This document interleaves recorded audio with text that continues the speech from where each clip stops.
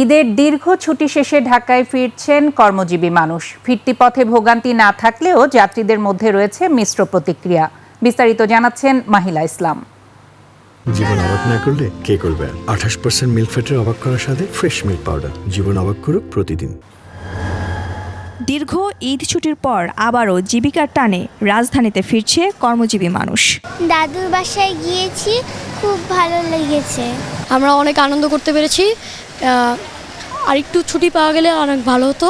ঢাকায় ফিরতে টিকিটের ভোগান্তি না থাকলেও যাত্রীর চাপ অতিরিক্ত বলে মন্তব্য করেছেন অনেকেই। যাত্রাপথে কোনো সমস্যা হয় না, খুব সুন্দর জার্নি হয়েছে।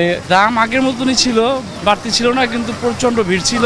আসাটা গাড়ি অনেক লেট করছে, সেই জন্য অনেক লেট হয়ে গেছে আমার। লোকাল সিটে আপনার 4টা টিকিটে একটা সিট দেওয়া হয়েছে।